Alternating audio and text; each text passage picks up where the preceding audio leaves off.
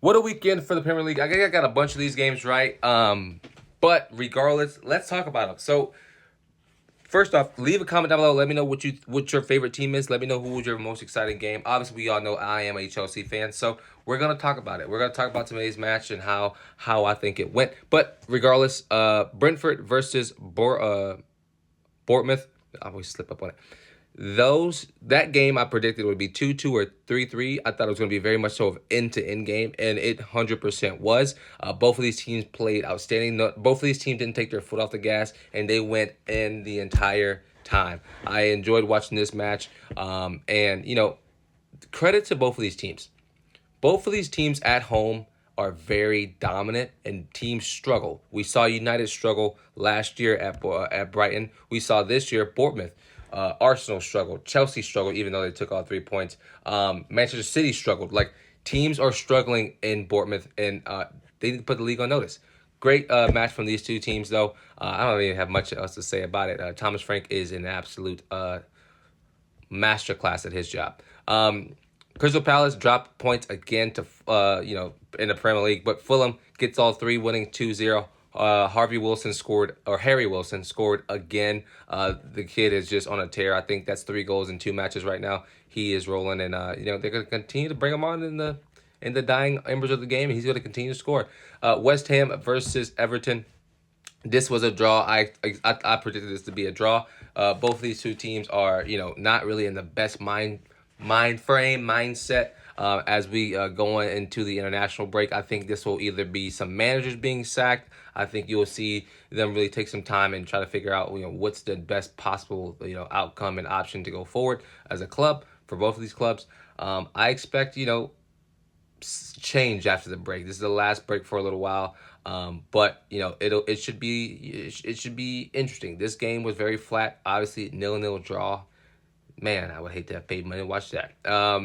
Wolves versus Southampton. Obviously, I personally think Southampton's going to be back relegated the next season. And Wolves, they are doing their job to make sure they get enough points to stay into the Premier League, and I think they will. I think their caliber of play right now is continuously, building and continuously, trying to get to that mindset of being a top 10 team in the Premier League. They aren't there yet, but year in and year out, they stay up and they get enough points. So big win for Wolves, getting all three from Southampton. Brighton versus Manchester City. Brighton at home again. Brighton at home is a great match. Is a great scenery as well. They play great football, and I've told y'all, like, the manager there is absolutely. I gotta figure out his name. I just keep calling him a German manager. I've enjoyed watching that system. I've enjoyed looking at Brighton, and every single whether it's a new manager they leave, whether it's a new manager, whether it's players getting sold, they plug and play so effectively, and I just enjoy watching. I enjoy watching their system. I enjoy watching them as a team, and so Brighton are a team you should fear. And obviously, Manchester City, they are struggling these days with injuries. They are struggling. That's 4 losses straight for Manchester City and Pep Guardiola. This is the first time in Pep's career where he's ever had 4 losses. If I'm not mistaken. And so it's a struggle. It's a struggle for them. It's hard being on top for so long because now things like this start to happen, and the wheels are going to fall off. I don't think this means he's going to get sacked. I think they still sit second in the Premier League. So it's like it is what it is. And so yeah, let me know what y'all think about City, man. It's a trying time over there. Liverpool gets all 3 points against Aston Villa. Liverpool are absolutely rolling under slot.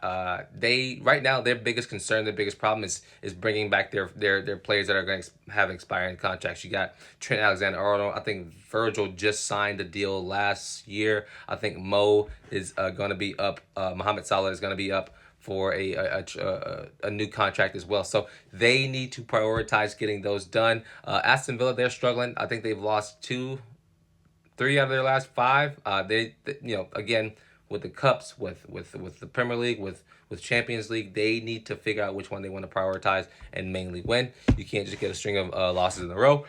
Manchester United get all 3 points, beating Leicester City. Obviously, Leicester City, they aren't great. Manchester United have been a lot better under now that Eric Ten Hag is gone. They've just been wanting to win more. And when you sack a manager, if the manager has been a problem or is a problem to the locker room per se, then the team will come out for the next weeks or however long until they ride that high and they will destroy everybody in this path.